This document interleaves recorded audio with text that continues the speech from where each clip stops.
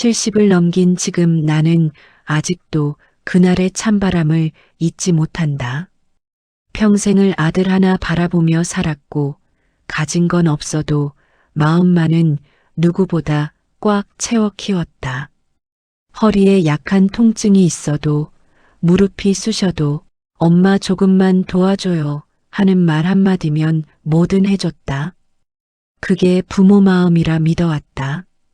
하지만 그날 아들의 입에서 나온 말은 평생 쌓아온 믿음과 사랑을 산산조각 내버렸다. 엄마, 이제 나오세요. 집 비워주세요. 우린 이제 우리 가족끼리 살 거예요. 엄마도 이제 알아서 사셔야죠. 순간 심장이 쿵 하고 내려앉았다. 며느리의 시선엔 차가운 비수 같은 멸시가 박혀 있었다. 손주는 내 손을 잡으려다 며느리에게 붙잡혀 끌려갔다.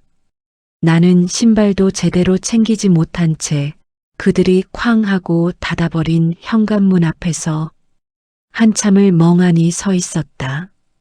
평생을 바쳐 키운 아들이 나를 짐짝처럼 내던진 것이다.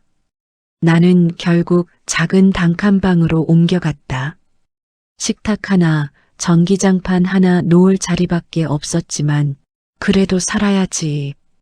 스스로에게 그렇게 말하며 눈물을 삼켰다. 하지만 그들이 몰랐다. 나는 가진 게 없다고 생각했겠지. 늘 허름한 옷, 오래된 가방, 시골 장터 반찬으로 끼니 때우며 가난해 보였을 테니까. 그러나 평생 악착같이 모아온 아파트 2채, 어린 시절 남편이 남기고 간 땅 서류, 그리고 외부에 말하지 않았던 임대 수익까지. 그 누구도 모르는 내 진짜 재산은 아들 가족이 상상도 못할 금액이었다. 나는 그 재산을 아들에게 물려줄 준비까지 다 해두었었다. 그러나 나를 내쫓은 그 순간 내 마음속 마지막 끈이 끊어져 버렸다. 시간이 조금 흐른 뒤 어디서 정보를 들었는지 아들 부부가 갑자기 나를 찾아왔다. 엄마 연락 왜 안 받으셨어요? 다 우리가 잘못했어요. 집으로 다시 모실게요. 엄마 힘드시잖아요. 우리가 도와줄게요. 그들의 눈빛이 변해 있었다.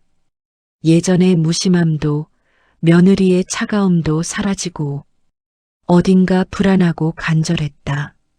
나는 조용히 물었다. 내가 가진 것들 누가 말해줬니? 잠시의 침묵. 그리고 며느리의 떨리는 목소리. 어머니, 그런 큰 재산이 있는지 몰랐어요. 저희도 미안해요. 어머니 없는 집은 텅 비었어요. 그때 깨달았다. 이들의 태도가 변한 이유는 사랑이 아니라 돈이었다. 하지만 나는 아직 아무 말도 하지 않았다. 그들에게 준비한 마지막 반전이 남아 있었기 때문이다.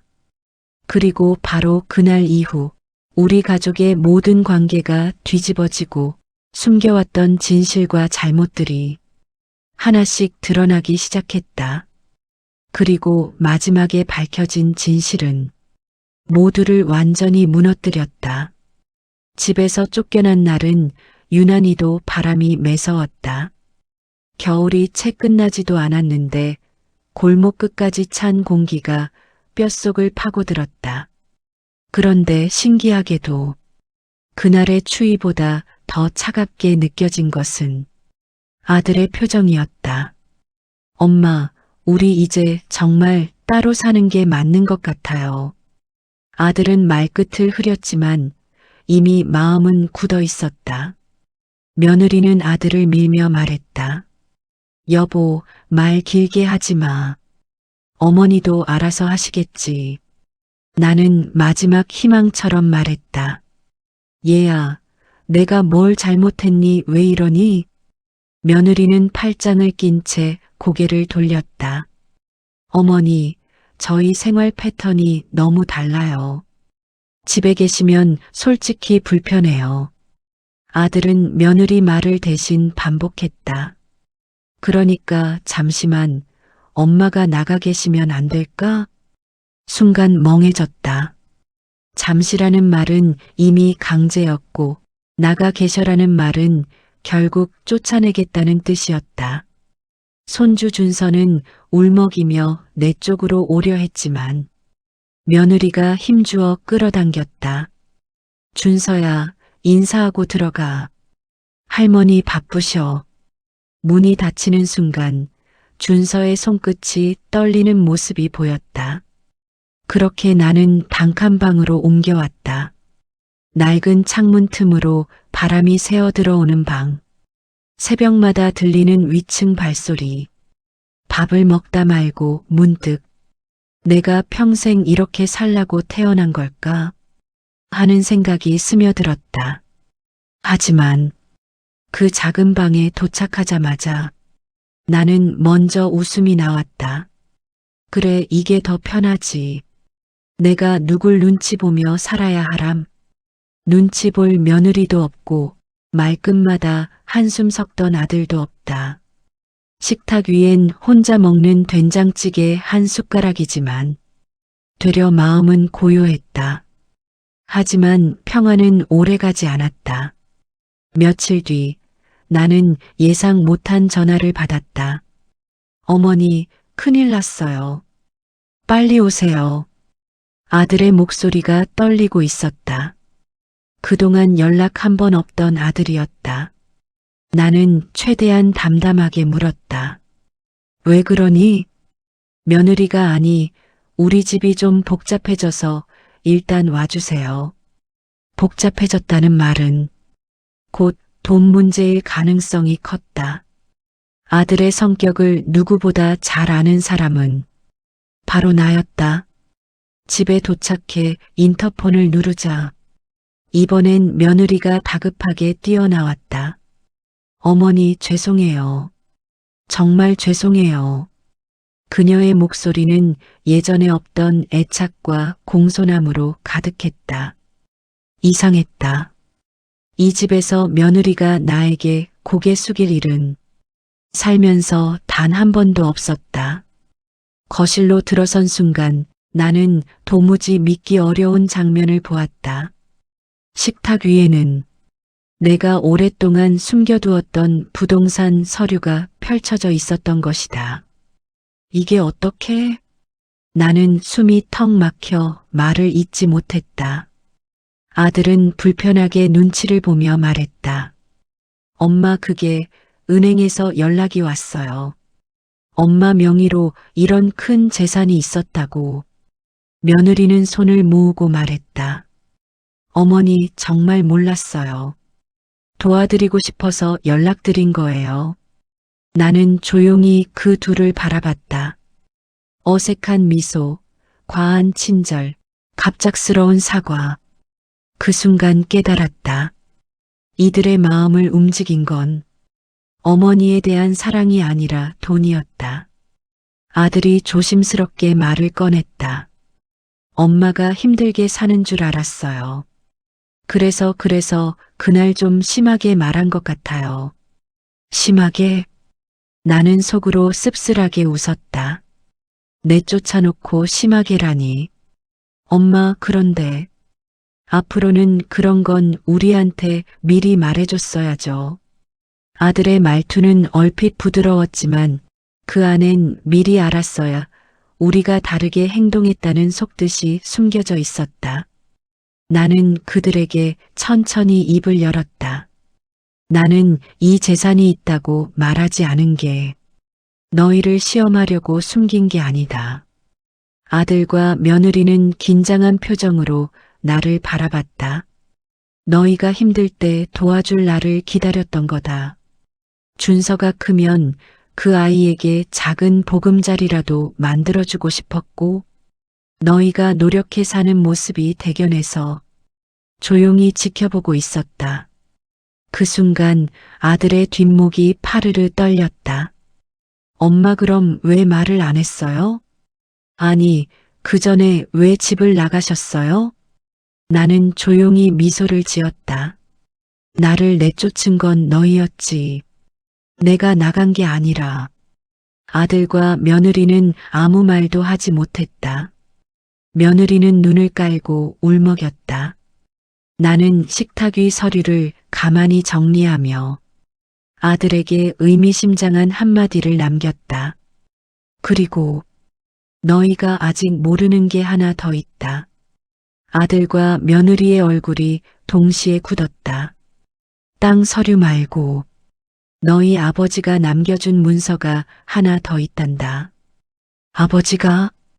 아들은 놀라움에 눈을 크게 떴다. 며느리는 그 말을 듣자 미세하게 입꼬리가 떨리는 게 눈에 띄었다. 그들이 모르는 진짜 이야기는 지금부터였다. 남편이 남겨놓았다는 문서. 그 한마디에 아들과 며느리의 표정이 동시에 굳었다. 그들의 시선은 이제 내 얼굴보다 내 손에 들린 서류 봉투로 향해 있었다. 아들의 목소리는 떨리고 있었지만 그 떨림 속에는 걱정이 아닌 욕심이 먼저 느껴졌다.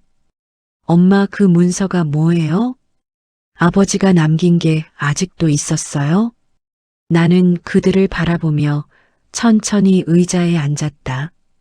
거실 공기는 숨조차 쉬기 어려울 정도로 무거웠다. 그래, 너희가 모르는 게 아직 많단다. 며느리는 입술을 깨물며 말했다. 어머니, 혹시 유언장 그런 건 아니죠? 그녀의 목소리는 부드럽게 꾸며져 있었지만 그 밑바닥엔 떨리는 탐욕이 고스란히 묻어 있었다. 유언장이라. 나는 미소를 지었다. 그럴 수도 있고 아닐 수도 있지. 그 말 한마디에 며느리는 눈을 크게 뜨고 아들을 툭 건드렸다. 그녀가 긴장할 때마다 보이던 오래된 버릇이었다. 아들은 당황한 듯 손사래를 쳤다. 엄마, 우리가 그런 걸 바라는 줄 알아요? 그러면서도 시선은 서류 봉투에서 단 한순간도 떨어지지 않았다. 아들의 표정은 시간이 지나면서 더 복잡해졌다. 말을 꺼낼까 말까 망설이는 기색이었다. 그러다 결국 내 앞에 앉으며 고백하듯 말했다. 엄마, 사실 우리 요즘 좀 힘들어요. 나는 조용히 물었다. 얼마나 힘든데 그러니? 아들은 한숨을 길게 토해내며 고개를 숙였다. 사업이 잘 안 돼요. 수입은 줄고 대출은 계속 쌓이고 생활비도 빠듯해졌어요. 며느리는 그 옆에서 흘끗 나를 보며 말을 보탰다. 그래서 어머니께서 조금만 도와주시면 저희가 다시 일어설 수 있을 것 같아서요. 그래, 예상했던 전개였다. 아들이 본래 욕심 많은 사람은 아니었지만 며느리는 어릴 때부터 계산이 빠르고 유리할 때만 다정한 사람이었다. 나는 속으로 중얼거렸다. 결국 내가 가진 돈이 필요해서 돌아온 거구나.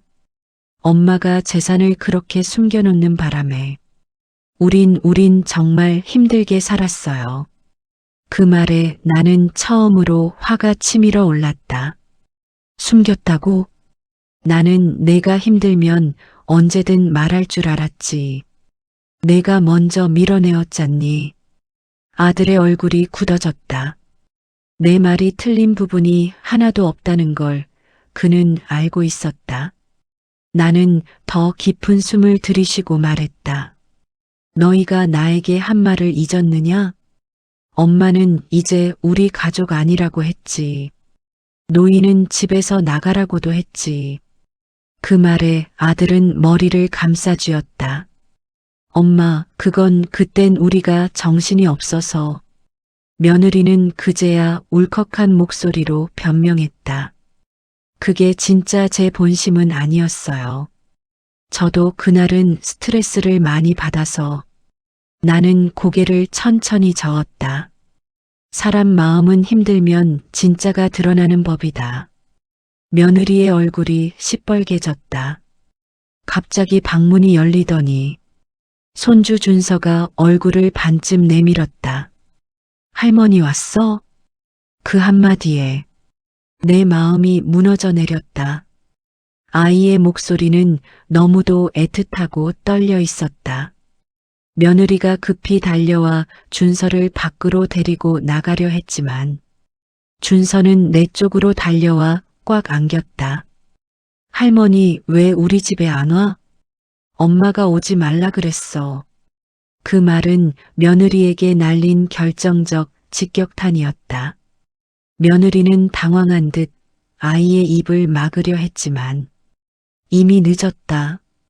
아들은 며느리를 노려봤다. 여보, 너 준서에게 뭐라고 한 거야? 며느리는 허둥지둥 변명했다. 그게 아니라 그냥 분위기가 그래서. 나는 조용히 준서의 등을 쓰다듬었다. 괜찮아, 준서야. 할머니는 언제나 여기 있단다. 아이의 눈가에는 눈물이 맺혀 있었다.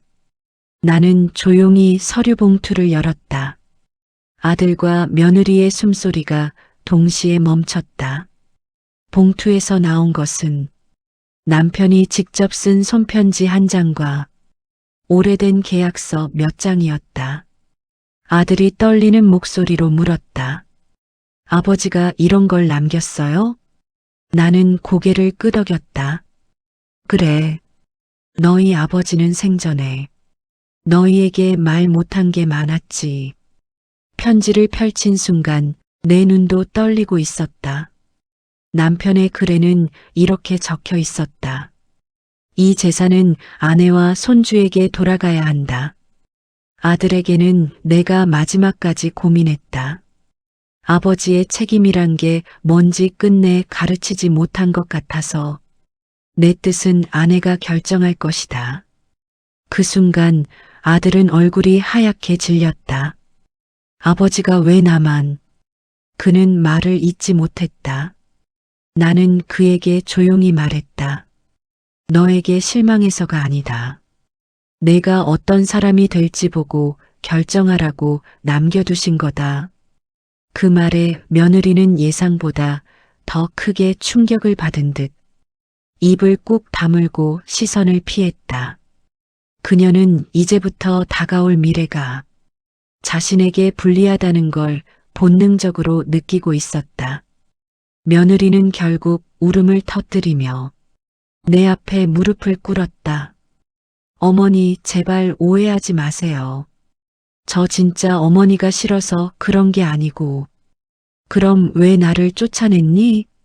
내 질문은 아주 단순했지만 한 가족의 핵심을 찌르고 있었다. 며느리는 입을 열었다 닫았다 반복하다. 결국 실토했다. 솔직히 어머니가 우리 집에 있으면 남편이 너무 신경 쓰고 저는 항상 뒤로 밀린 기분이었어요. 그래서 그날은 참지 못하고 아들은 충격을 받은 듯 며느리를 바라봤다. 그게 이유였어? 며느리는 고개를 푹 숙였다. 죄송해요. 정말 죄송해요. 근데 이제 알았어요. 어머니도 나한테 필요한 분이란 걸. 그 말은 사과 같았지만 어딘가 모르게 재산을 알고 난 후의 태도, 변화가 더 크게 느껴졌다. 나는 속으로 또렷하게 새겼다. 이 아이가 진심으로 하는 말은 언제나 자기에게 이익이 될 때뿐이구나. 아들은 남편의 편지를 손에 쥔 채 한동안 말없이 고개를 떨구고 있었다. 엄마, 정말 어떻게 할 생각이에요? 아버지가 이렇게 남겼다면 그 질문 속에는 두려움, 기대, 후회, 욕심이 뒤엉켜 있었다. 나는 조용히 그들에게 말했다. 이 재산은 내가 어떤 선택을 하는지 보고 정할 거다. 그 말 한마디에 아들과 며느리의 표정은 완전히 굳어졌다. 며느리의 눈빛엔 불안이 번졌고 아들의 얼굴엔 깊은 혼란이 자리 잡았다. 나는 식탁에서 자리에서 일어나며 그들에게 단단한 목소리로 말했다. 아직 말하지 않은 게 있다. 이 재산 문제는 너희 둘만의 문제가 아니다. 아들과 며느리는 동시에 물었다. 그럼 누구의 문제인데요? 나는 준서의 머리를 쓰다듬으며 말했다. 이 아이의 미래가 걸린 문제다. 그리고 그 사실을 너희는 너무 늦게 깨닫고 있다. 그 말이 끝나는 순간 며느리의 입술이 파르르 떨렸고 아들은 숨을 깊게 들이켰다. 폭발은 이제 시작될 뿐이었다. 거실의 공기는 여전히 무거웠다. 하지만 아들은 아버지의 편지를 읽고 난 뒤부터 표정이 완전히 달라져 있었다. 혼란, 후회, 두려움. 여러 감정이 복잡하게 뒤섞여 얼굴에 떠올랐다. 며느리는 그 옆에서 불안한 시선으로 계속 내 손과 서류 봉투를 번갈아 바라보고 있었다. 어머니, 아버지가 이런 말을 남기신 이유가 뭐예요? 아들은 낮고 떨리는 목소리로 물었다. 나는 조용히 숨을 내쉬었다. 지금부터 말하는 건 너희가 미처 몰랐던 이야기다. 나는 남편이 남긴 편지를 펼쳐 다시 읽었다. 글씨는 삐뚤빼뚤했지만 문장 하나하나가 무척이나 단단했다. 아들에게 바로 물려주지 않은 이유는 그 아이가 너무 착해서가 아니라 때때로 너무 약했기 때문이다. 약한 마음으로 큰 재산을 다루면 더 큰 불행이 찾아온다. 아들은 혼란스러운 듯 눈을 찡그렸다. 아버지가 나를 약하다고 생각했다고요? 나는 고개를 천천히 끄덕였다. 내 아버지는 너를 사랑했지만 너를 늘 걱정했다. 특히 결혼 이후로는 더 그랬지. 며느리의 손이 파르르 떨렸다. 그녀도 직감하고 있었다. 이제 나에게 불리한 이야기가 나오겠구나. 나는 조용히 한숨을 내쉬며 말을 이었다. 내 아버지가 살아있을 때 며느리 너를 많이 지켜보셨다. 며느리는 당황해 고개를 들었다. 저요? 왜요? 내가 우리 집에 처음 왔을 때부터 너의 말투, 표정, 행동. 아버지는 다 기억하고 계셨지. 아들은 며느리를 바라보며 물었다. 여보, 무슨 얘기야? 뭐가 있었어? 며느리는 불안한 표정으로 급히 변명했다. 어머니, 저 진짜 아무 나쁜 마음 없었어요. 나는 단단한 목소리로 말했다. 너희 아버지가 말하길 며느리가 내 곁에 있어도 내가 더 외로워 보인다고 하셨다. 아들은 충격받은 듯 며느리를 바라봤다. 아버지가 그런 말을 했다고? 며느리의 얼굴이 하얗게 질렸다. 우리 가족이 건강한 관계를 맺지 못하면 큰 재산은 독이 된다고 하셨다. 그래서 내게 말씀하셨지. 나는 조용히 편지 뒷부분을 펼쳤다. 아이가 태어나면 그 아이에게 희망이 된다면 그때 아내가 판단해서 재산을 물려줘라. 하지만 아들이 아내에게 끌려 살게 된다면 그때는 절대로 넘기지 마라. 아들은 두 손으로 머리를 감싸며 주저앉았다. 아버지가 나를 그렇게 걱정했어? 며느리는 놀람과 두려움이 섞인 눈빛으로 아들을 바라보며 손을 뻗었지만 아들은 그녀의 손을 피했다. 잠시 후 아들이 힘겹게 입을 열었다. 엄마, 사실 나도 숨기고 있던 게 있어요. 며느리는 깜짝 놀라며 그의 팔을 붙잡았다. 여보, 지금 무슨 말 하려는 거야? 하지 마. 하지만 아들은 천천히 손을 뿌리쳤다. 이제는 말해야 할 것 같아. 아버지가 왜 나를 걱정했는지. 어쩌면 맞는 말일지도 몰라. 나는 조용히 고개를 끄덕이며 그를 기다렸다. 엄마 나 며칠 전에 비톡 촉장을 받았어요. 며느리는 눈을 크게 뜨며 아들의 팔을 잡았다. 여보, 왜 그걸 지금 얘기해? 어머니가 오해하시잖아. 아들은 눈을 질끈 감으며 말했다. 이건 오해가 아니라 사실이야. 나는 깊게 숨을 들이켰다. 예상하지 못한 건 아니었지만 아들의 입을 통해 직접 듣는 건 또 다른 충격이었다. 얼마나 되는데? 나는 단호하게 물었다. 아들은 입술을 깨물며 말했다. 3억 넘어요. 며느리는 눈을 30번쯤 깜빡이며 소리쳤다. 그게 왜 문제야? 어머니 재산이면 충분히 갚을 수 있잖아. 그 말이 터지는 순간 나는 가만히 며느리를 바라보았다. 지금 뭐라고 했니? 며느리는 순간 자신의 실수를 깨달은 듯 입을 다물었지만 이미 늦었다. 아들의 표정 또한 굳어 있었다. 여보, 너 지금 그런 생각으로? 며느리는 다급히 변명했다. 아니, 그런 뜻이 아니고 그냥 살려고 그런 거잖아. 나는 고개를 저었다. 그래, 이제 보이기 시작하는구나. 너희 둘이 돌아온 이유가. 그때 조용히 방구석에서 준서가 고개만 빼꼼히 내밀었다. 아빠 엄마 또 싸워? 아들은 급히 준서를 안아 올렸지만 준서는 고개를 숙인 채 말했다. 할머니, 엄마가 그랬어. 할머니는 우리한테 필요 없다고. 며느리의 얼굴이 하얗게 질렸다. 준서야, 그거 엄마가 그런 뜻으로 말한 게 아니야. 준서는 울먹이며 고개를 저었다. 아니야. 엄마가 집에서 할머니 쫓아내라고 그랬어.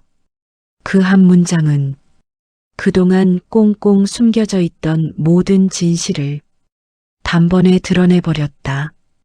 아들은 절망한 얼굴로 며느리를 바라보았다. 여보 진짜야? 며느리는 떨리는 목소리로 변명했다.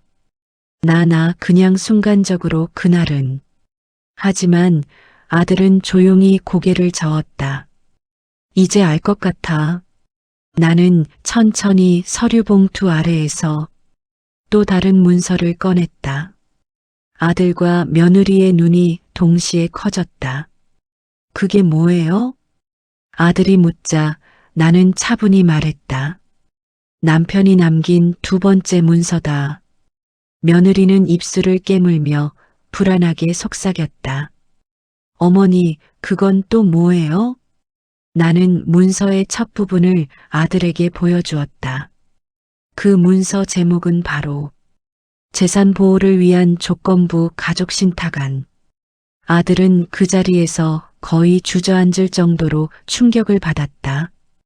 가족 신탁? 그래. 나는 담담히 말했다. 이 재산은 내가 단독으로 가져갈 수도 며느리가 가져갈 수도 없다. 며느리의 얼굴이 푸르게 변했다. 그럼 누구한테? 나는 준서의 머리를 쓰다듬었다.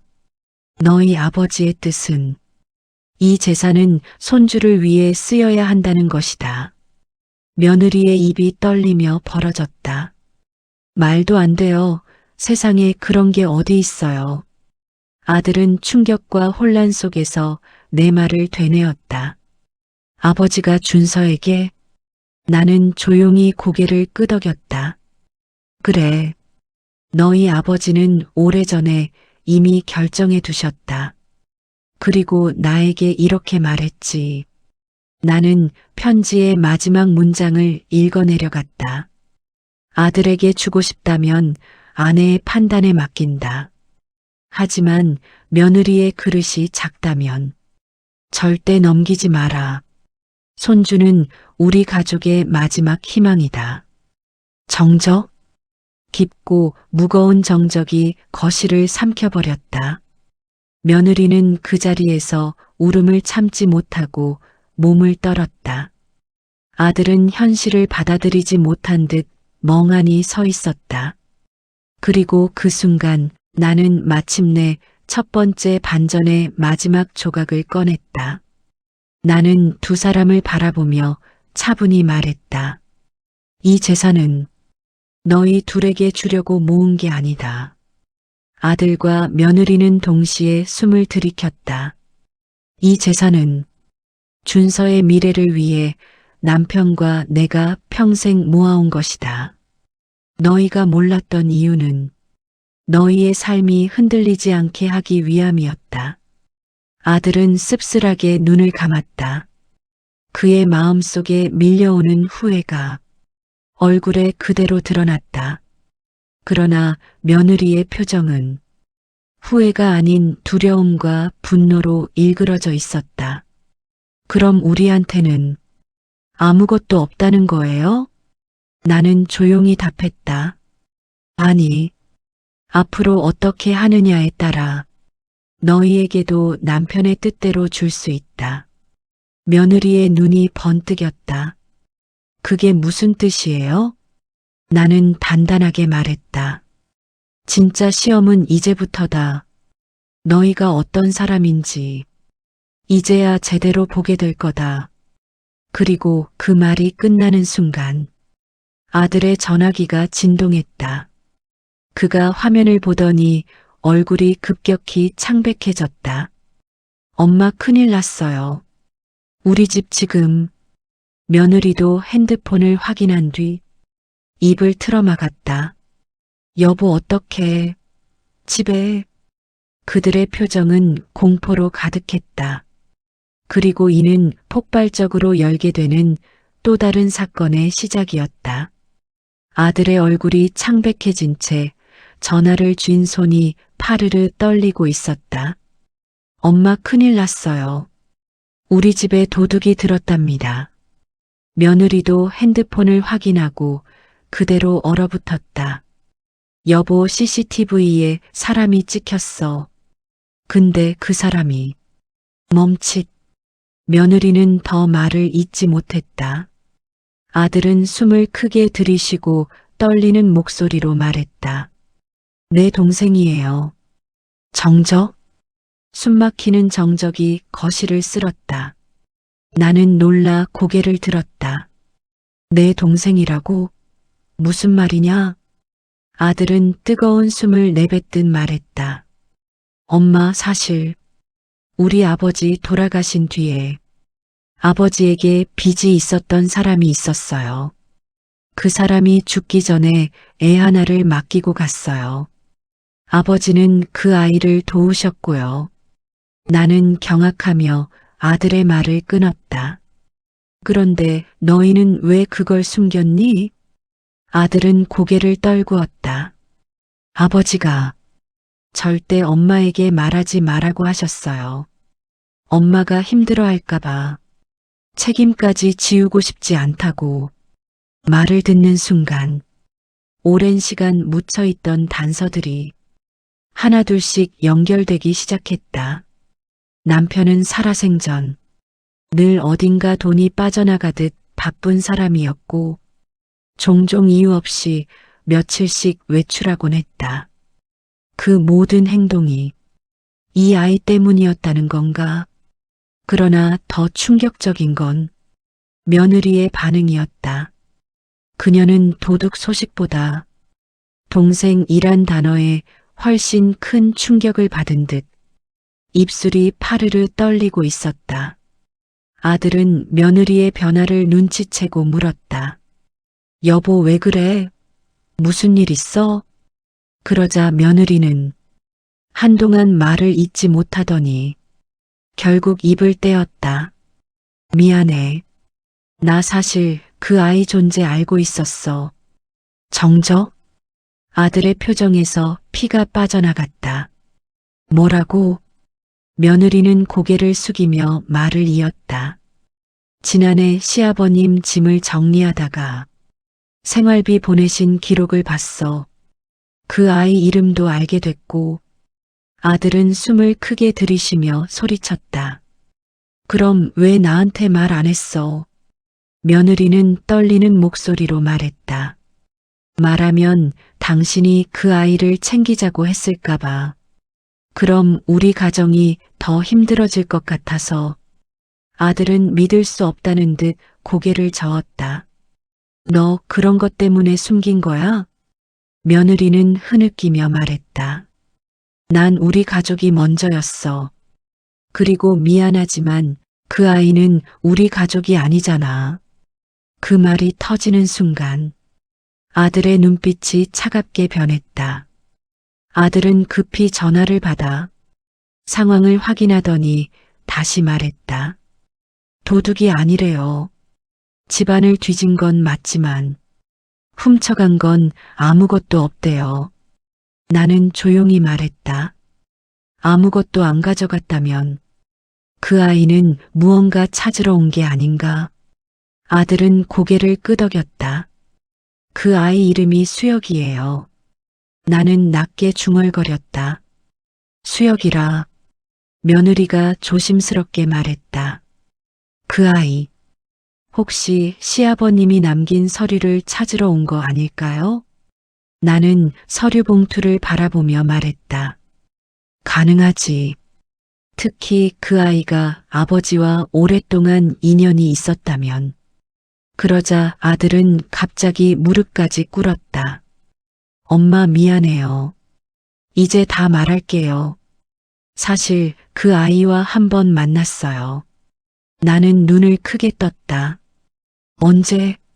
아버지 장례식 때요. 그 말은 내 심장을 찢어 놓았다. 아들은 힘겹게 말을 이었다. 아버지 장례식 마지막 날. 한 중학생쯤 되어 보이는 애가 찾아왔어요. 아버지가 유지비를 보내주던 애라고. 돈을 좀 달라고 했어요. 나는 두 손으로 입을 막았다. 그걸 왜 나에게 말하지 않았니? 아들은 눈물을 흘렸다. 엄마, 아버지가 돌아가신 뒤였고, 우리도 너무 힘들었고, 게다가 며느리가, 그런 아이까지 우리가 책임질 필요 없다고 해서, 며느리는 아들의 시선을 피하지 못했다. 그때는 다들 정신도 없었고, 나도 어떻게 해야 할지 몰랐어. 그러자 나는 더 이상 참지 못하고 말했다. 그 아이가 아버지가 마지막까지 책임지려고 했던 아이였다.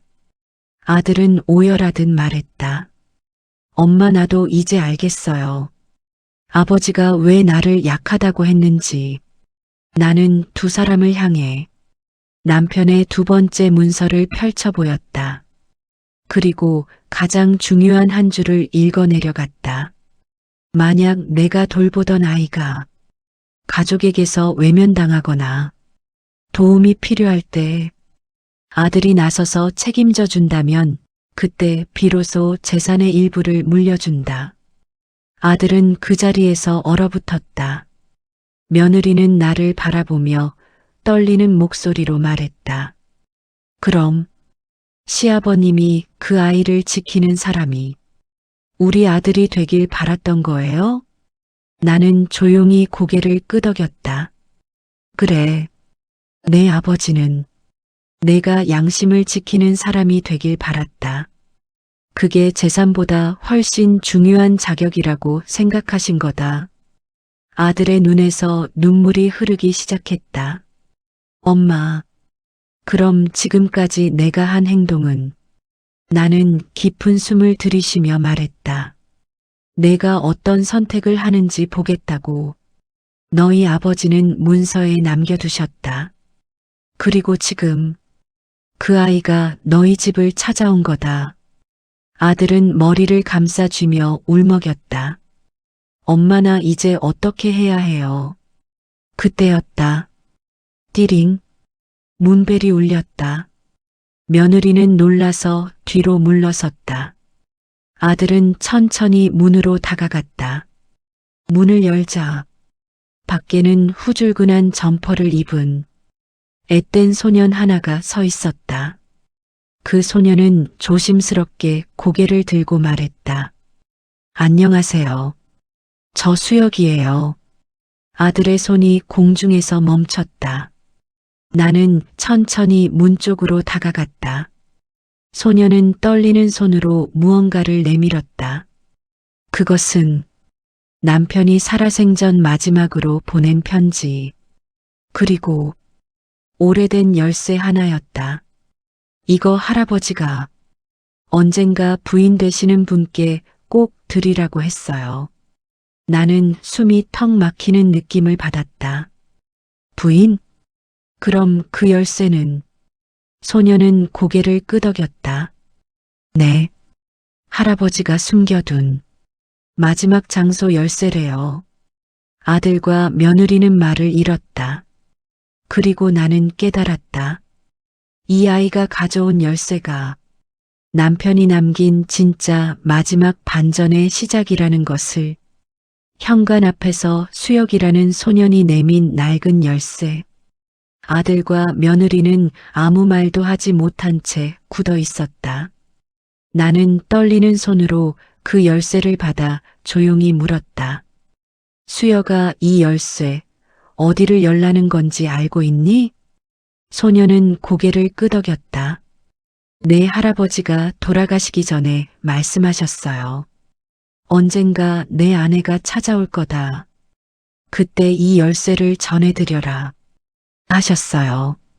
그 말에 아들의 눈이 붉어졌고 며느리도 숨을 삼키듯 목을 만졌다. 그럼 지금 그 장소로 가야겠구나. 나는 천천히 자리에서 일어났다. 수혁이 안내한 곳은 우리 집에서 멀지 않은 오래된 창고 겸 작업실이었다. 남편이 살아생전 혼자서 조용히 작업한다던 그곳. 도착하자 수혁이 말했다. 여기에요. 할아버지는 이곳에서 시간을 많이 보내셨어요. 나는 열쇠를 넣고 천천히 돌렸다. 철컥. 문이 열리는 순간 오래된 기름 냄새와 남편의 채취가 배어 있는 듯한 낯설면서도 따뜻한 공기가 풍겼다. 아들은 숨을 멈추고 안을 바라보았다. 안에는 낡은 책상, 철제 서랍장, 그리고 한쪽 벽에는 커다란 공책들이 차곡차곡 쌓여 있었다. 나는 손을 떨며 그 공책 한 권을 꺼냈다. 겉표지에는 이렇게 적혀 있었다. 가족일지 내가 사랑한 사람들. 아들의 얼굴이 무너졌다. 아버지가 우리를 이렇게. 나는 책장을 넘겼다. 남편의 손글씨가 빽빽하게 적혀 있었다. 아들이 힘들지 않게 하고 싶다. 하지만 너무 의존하게 만들고 싶진 않다. 며느리는 똑똑하지만 가족을 품기보다는 이기심이 앞설 때가 있어 걱정이다. 손주 준서는 밝고 따뜻하다. 이 아이의 미래가 우리가 남긴 재산의 목적이 되어야 한다. 그리고 또 한 장. 내가 돌보는 수혁이는 나와 피는 섞이지 않았지만 누구보다 따뜻한 마음을 가진 아이. 그러나 세상은 이 아이에게 너무 가혹했다. 아들은 책을 들고 떨리는 목소리로 말했다. 엄마, 아버지는 정말 끝까지 가족을 지키려고 하셨네요. 나는 조용히 고개를 끄덕였다. 그러다 책상 서랍에서 작은 USB 하나가 나왔다. 그 위에는 남편의 필체로 이렇게 쓰여 있었다. 아내에게 마지막 인사. 아들은 손으로 입을 막았다. 며느리의 눈에서도 눈물이 흐르기 시작했다. 수혁이 말했다. 할아버지가 부인 되시는 분께 꼭 보여드리라고 하셨어요. 나는 USB를 꽂아 화면을 켰다. 잠시 노이즈가 지나가고 화면 속에는 환하게 웃는 남편이 앉아 있었다. 여보, 영상으로 마지막 인사를 남기게 되었네요. 아들의 울음소리가 들렸다. 남편은 담담하지만 따뜻한 표정으로 계속 말했다. 여보, 내가 살아있을 때 다 말하지 못한 게 많아요. 미안했소. 당신이 혼자 무겁게 짊어지지 않길 바랐어요. 그는 잠시 숨을 고르고 말을 이었다. 아들에게는 내가 마지막까지 믿고 싶었지만 때때로 너무 약한 선택을 할 때가 있었소. 그러나 나는 그 아이가 좋은 아버지가 될 거라고 믿었소. 아들은 얼굴을 가리며 오열했다. 그리고 며느리에게도 할 말이 있소. 당신은 똑똑하고 강한 사람이요.